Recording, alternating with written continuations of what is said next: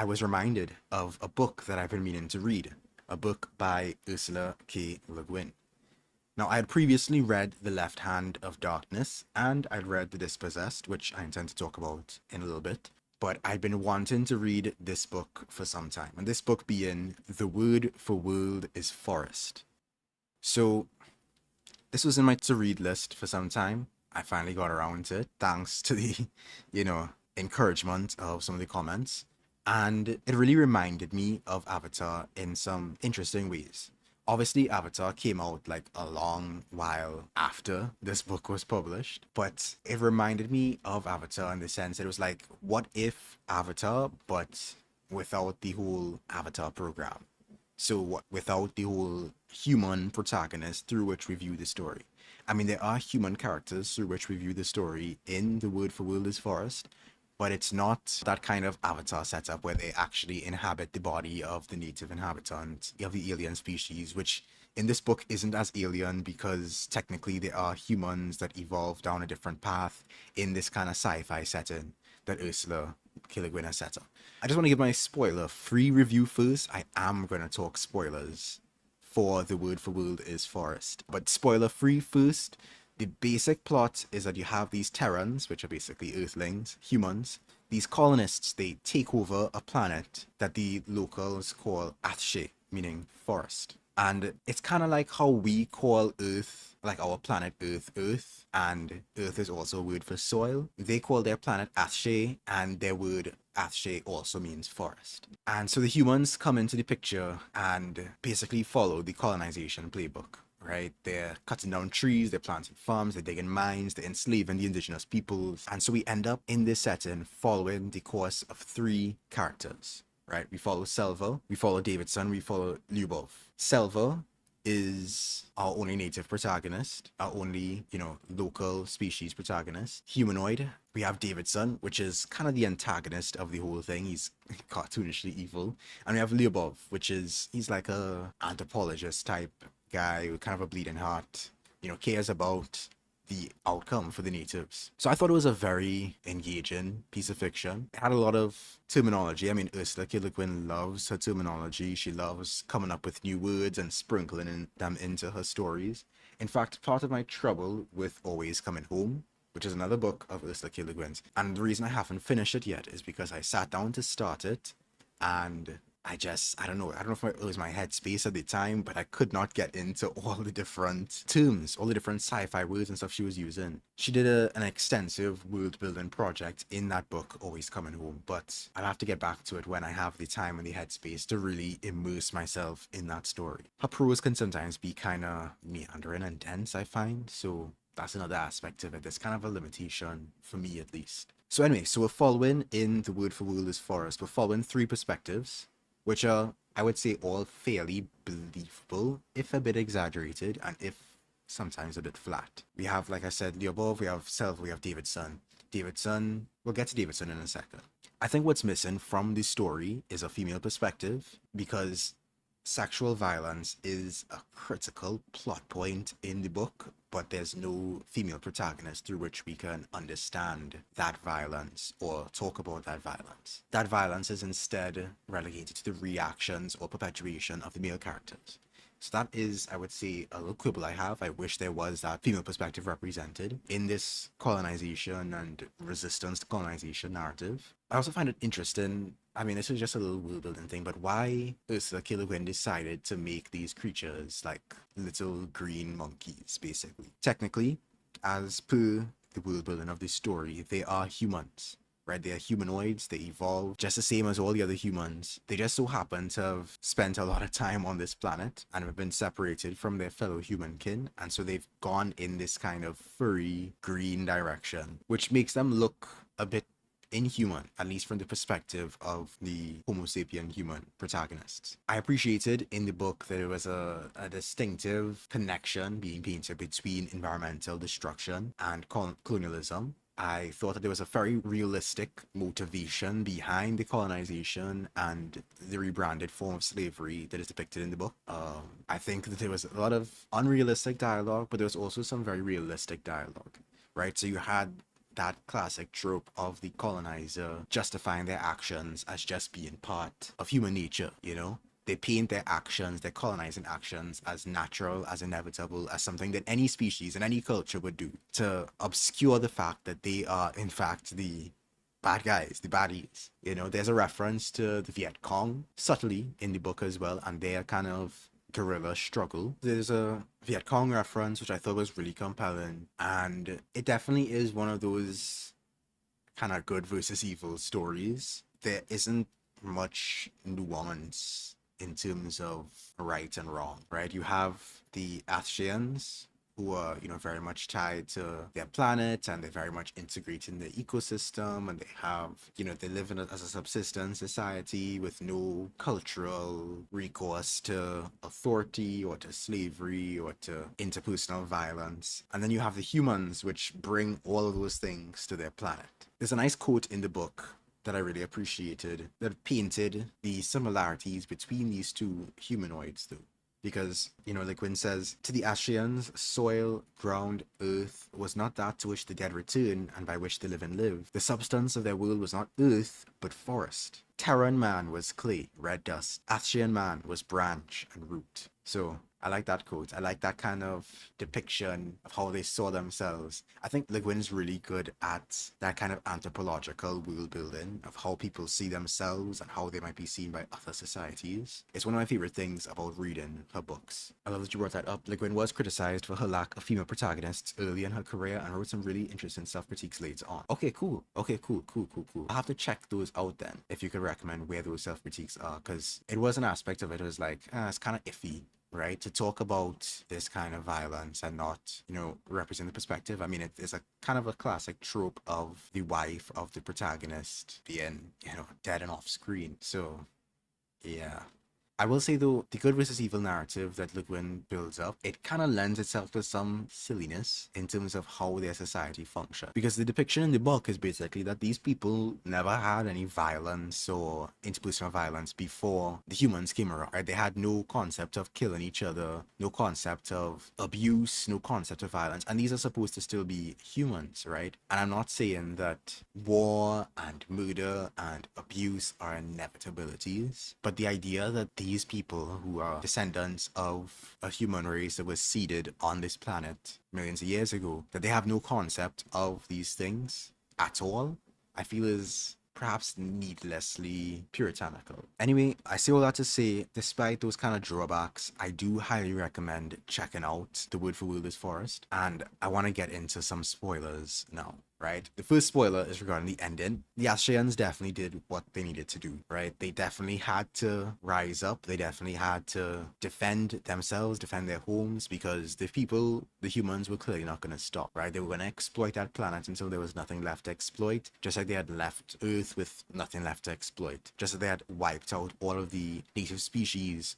on Earth and left few living creatures behind, except for like rats, which pervade the cities. I think the book does a really good job of painting the dehumanizing nature of being a colonizer, particularly the way that Davidson, I mean, from the jump, right, from the first chapter, Davidson is depicted to be a hateful and hateable character, but you really see his delusions from his perspective in the chapters that follow his perspective, and you get to see how all of his ideas, all of his self-concepts and everything is just entirely tied to this exploitative colonizer and patriarchal mentality. I mean, he perpetuates sexual violence in the book. He's one of the main perpetrators of that violence, and that ended up being the whole catalyst of a bunch of other things happening that led to Selva, you know, losing his mind low-key and rising up, right? But that's another thing about the depiction of women and the females of a species in the book, right? Because you also have very early in the book this establishment that, oh yeah, this is a male colony, a mostly male colony, and the Earthlings, the Terrans, actually send like a shipment, like a package of women to be like a breeding stock or an entertainment stock for the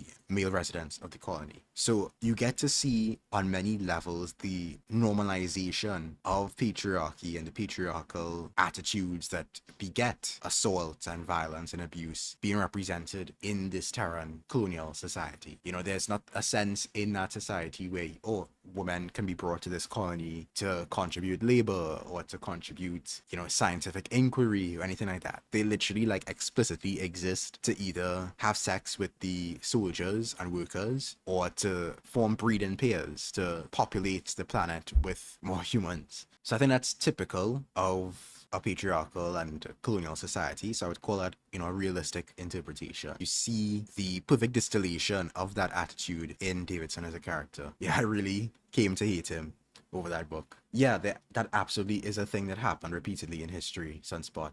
There are horrific examples of that IRL. Yeah. So you really see the callousness of these systems of extraction. You see how illogical these systems are because they have no plan for sustaining the colony, right? They're extracting these trees, they're breaking down these resources, they're extracting these resources. They're not planting new forests. They're creating grasslands, desolate grasslands in their way. But they don't seem to have any kind of concept of renewability or sustainability that would allow that extraction to continue. It's just, we're gonna extract as much as we can and basically turn this planet into just another Earth, just as despoiled and exploited as the Earth that they came from. I think the ending of the book also really demonstrated that you can't put the genie back in the bottle when it comes to colonization. The project of decolonization cannot be and is not an emphasis on, oh, we'll just go back to how it was before, right? For the Austrians, there is no going back to how it was before, There is no going back to having no concept of interpersonal violence or of war or of massacres, because those ideas and those attitudes were brought to them by the humans. And although the humans were eventually put out, they had to go, the scars those humans left on the landscape and the scars they left in the psyche of the characters is not gone. And, there's a victory, but it's a bitter victory at the end of the book, because you have this non-violent culture that has been irrevocably driven to violence. And it leaves you with a lot to think about, because I did talk about that at the end of my video on how to, organize insurgencies, right? You have to somehow strike a balance between the necessities of anti-colonial resistance, anti-imperial resistance, with the damage that those tactics, those strategies, those methods will have on the culture of the society that you're part of. And bringing it back to Avatar, which I made comparisons to at the beginning of this, I think that James Cameron has taken Avatar in a very different direction than Le Guin did in this book, right? Because instead of having the humans leave, which is what they had to do in the first Avatar movie, right? The humans all left and then they had to come back, right? And they came back worse than ever, more exploitative and destructive than ever. They came back in Avatar 2 and 3. So rather than having the humans leave, though, I think what Cameron is going for is an integration of the humans in the ecology of Pandora as represented through the character of Spider. So definitely not a direction that Le Guin would have gone in, I'm sure, if she was writing that story based on the word for Willis Forest. But interesting nonetheless, because I think if Cameron is able to pull it off, which I know people have doubts that he can, and this is just speculation, this is just theory, but if he has the ability to pull off a story wherein, as I said, there's no putting the genie back in the bottle, but there is a restitution, there is a reparations, there is an integration of the human society into the world of Pandora in a sustainable fashion, and bringing back those lessons of Pandora to Earth, I think that would be a flawed but interesting direction to take the Avatar saga into, right? Because you could definitely criticize this notion of, the colonizers came, they've exploited our planet, and now we're just gonna let them stay and become hippy-dippy and hunky-dory with the native inhabitants, right? There is that angle you could take where, like, no, maybe the only path for the decolonization of Pandora is putting out all the humans. But I think because of James Cameron's perspective as an American in, the American settler colony, that is, if he even has this concept, right? I think what he's trying to do is grapple with how settlers could potentially indigenize through the characters of Jake Sully and Spider, which is, a take, an approach. I don't think that Pandora is a mature settler colonial society in the way that America is now a mature settler colonial society, in the sense that the indigenous have been successfully marginalized and pushed to the fringes. There are areas of Pandora where that is the case now, of the glimpses that we've seen in the Avatar movies, but the Na'vi definitely still maintain their autonomy on Pandora, at least for now. So I'm trepidatiously excited to see where Avatar 4 and 5 take it. Oh yeah, we were talking about the word for world is forest by Ursula K. Guin, and I kind of bridge that to talk about Avatar briefly and some of my theories for where that story is going, for better and for worse. And really, what I want to talk about now is The Dispossessed, because I see that book recommended all the time as,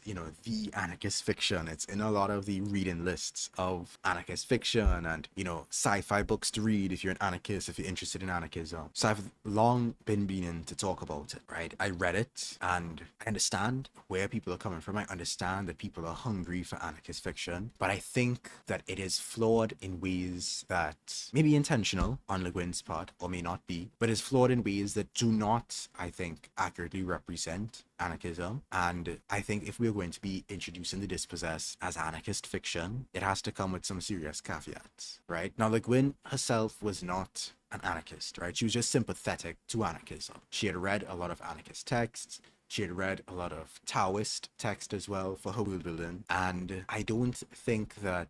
So I know she was I think she was setting out to write a flawed utopia in The Dispossessed. But I think although she began with that intention, it definitely veered more into dystopian direction as the story would have developed probably in her workings and her writings over time. So to reiterate for those, or to familiarize those who may not have read the book, the plot of The Dispossessed is basically that you have this main character, a guy named Shivek, who is a physicist who is living in an anarchist style or anarchist adjacent society on a desolate moon called Anaris. And Anaris does not have, a traditional government. Everyone is technically equal, but they're also equally poor. And there are still social dynamics that lend themselves to some individuals being privileged over others. There's also no concept of private property, but beyond no concept of private property, there's also no concept of personal possessions. Basically, everything is in common. Everything is for the community in this society, right? And then Shivek so he grew up in there on that planet, on that moon, Anaris. And the book kind of jumps between his time on Anaris and his time on the planet Uras, which is a mostly capitalist planet, divided into a bunch of different capitalist countries, profit and private property, the law of the land all over. I mean, there is like a pseudo USSR in Uras, but Shivek criticizes them for stopping short of the full extent of the revolution, right? But Shivek is very critical of the fact, and he observes the fact that in Uras, people are starving and others live in luxury, which is something he has no concept of because he grew up on, the moon of Anaris, right? So going back and forth between his backstory and his time on Uras, he's trying to develop a theory of time that incorporates both cyclical and linear time, right? And so Shivek's experience is really about juxtaposing these two societies through his life. And yeah, you're right, Sunspot. It wasn't that she was articulating necessarily any specific views. She was definitely against right-wing politics and right-leaning politics and the status quo, but she didn't necessarily have a specific political ideology that she championed over the course of her life. I don't expect her to either. I like my sci-fi writers to have a bit of an eclectic taste. As usual, I appreciated that Le Guin has this kind of anthropological style of writing and style of world-building societies in all of her sci-fi, at least the ones that I've read.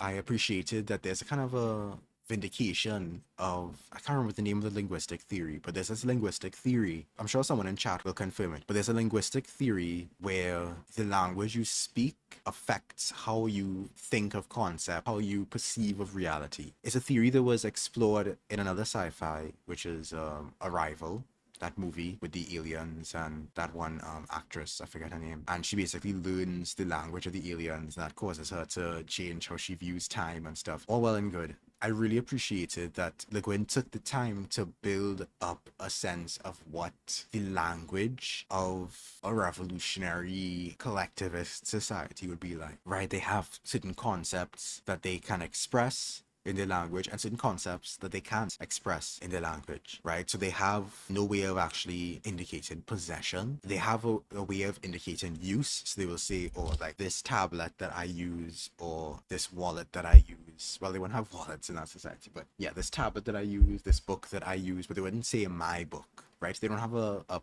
concept of possession. They wouldn't even say like my mother, my father.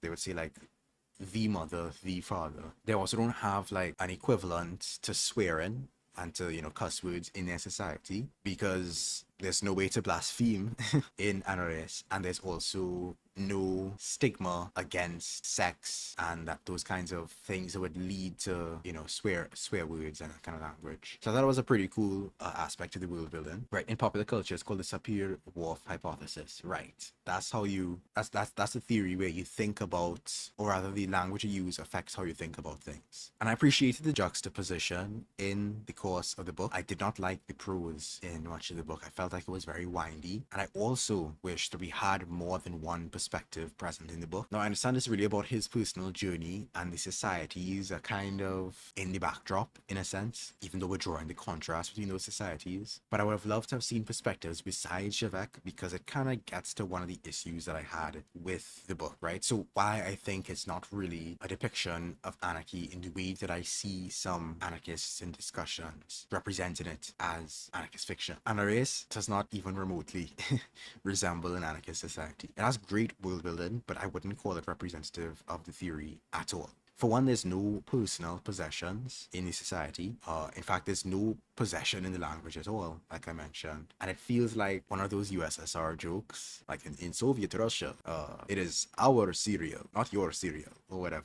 Like there's no idea that somebody could have something just for themselves, which is kind of an odd perspective, because I think we've always been careful to make a distinction between possessions, the things that you personally use and possess, and private property, in the sense of this legal recognized right to monopolize control over land or resources or ideas. Another sense of dystopia that I got from the book was that there was really no, it felt alien, I'll put it that way, it felt alien. Families being split apart by work assignments seemed to be a regular plot point. Shavak is split from his parents because of work assignments. Shavak is split from his romantic partners by work assignments. The whole work posting system as this social disruptor, and it felt very controlling. The lack of familial connection is also really strange. It feels like every family or kinship that we meet in the society of our race, with whether it be mothers and sons, fathers and sons, fathers and daughters, whatever, everybody just feels so atomized.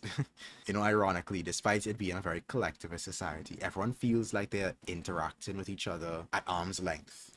Shavek and his parents had a kind of a unique situation, I guess, because his mother did technically abandon him in a way that may not have been common in their society, but because Shavek's narrative is the only one we got to see, I thought that it was, a very limited view of what kinship and social interactions would be like if we were no longer bound by authority and private property, in the sense that we are in this capitalist society. I also noticed, and I had to remind myself of some of the stuff in the book, some of the plot points, because I'd read it some time ago, and I had some notes on my thoughts at the time, but I had to reread the plot synopsis before I came on stream here. But I remember that there was an issue with the way that the education system was depicted as well. The whole academic system, really. There was a lack of individuality. In fact, there's this whole aspect of the book where he was a child, and he was a brilliant child who had all these ideas. I wanted to explore physics in his classroom, but his teacher basically shut him down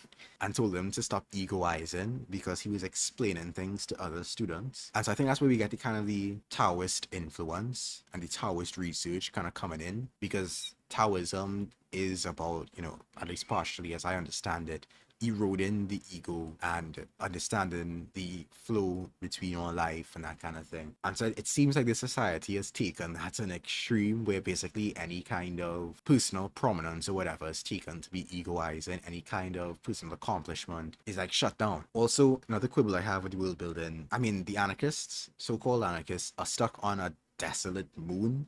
For much of the time, they're dealing with a drought. They have absolute scarcity, and it feels like a very intentional kneecapping of anarchist possibilities.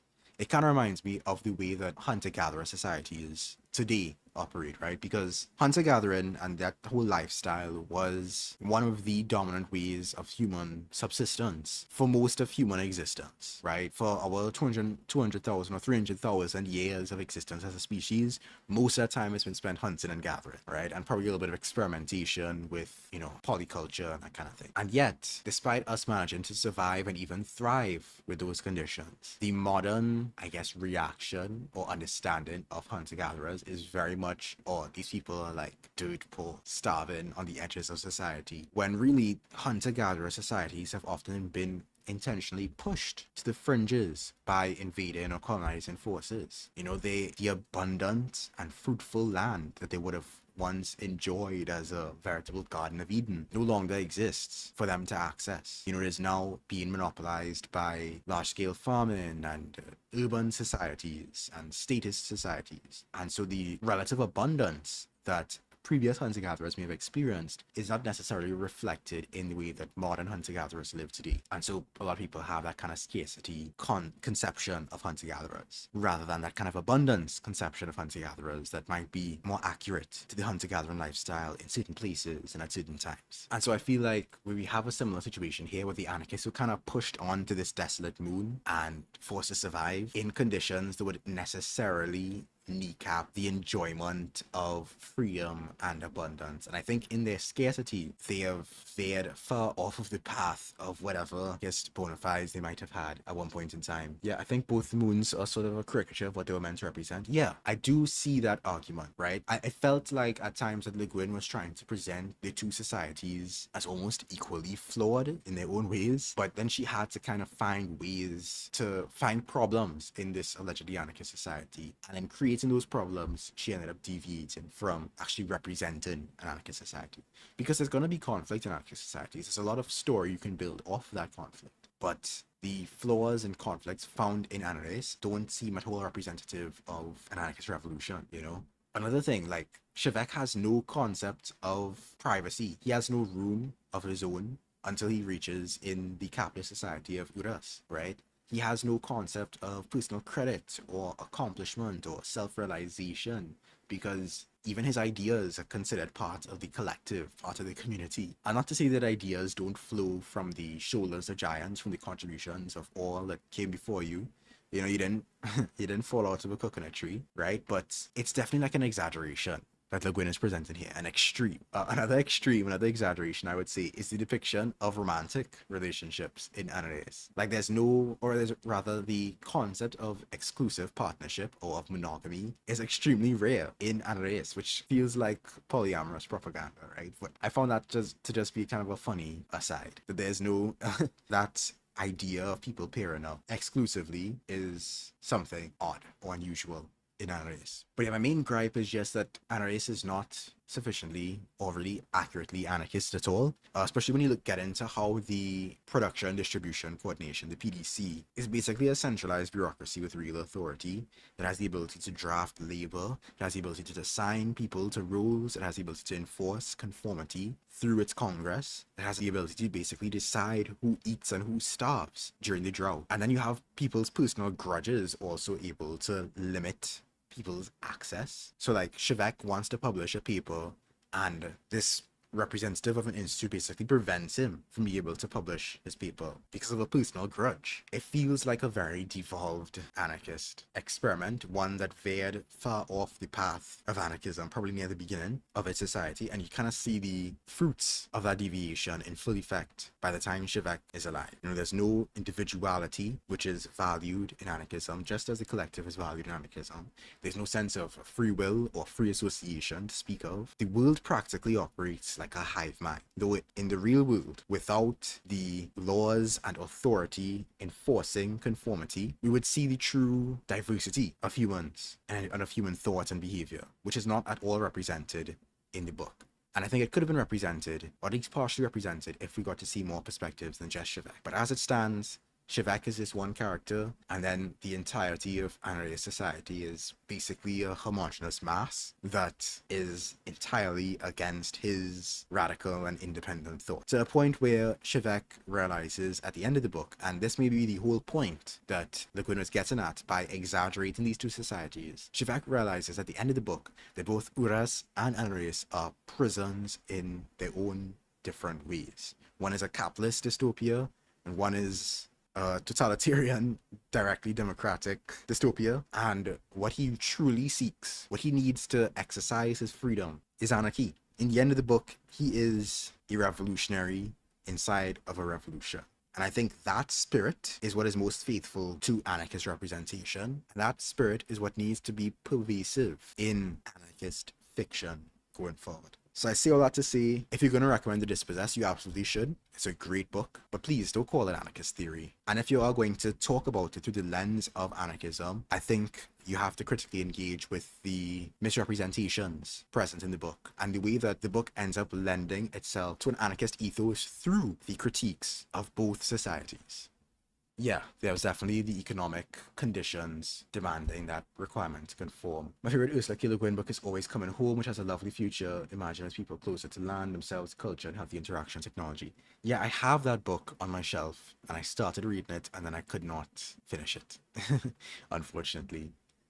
What would you consider a more accurate representation of those internal conflicts? The academic disagreement Shivak had and figuring out his own publishing felt realistic, but I could be wrong. Right, so the fact that Shivak eventually created his own syndicate of sorts to publish the Syndicate of Initiative, I think that is something that you would expect to see a lot more common in that society than seemed to be the case in the book.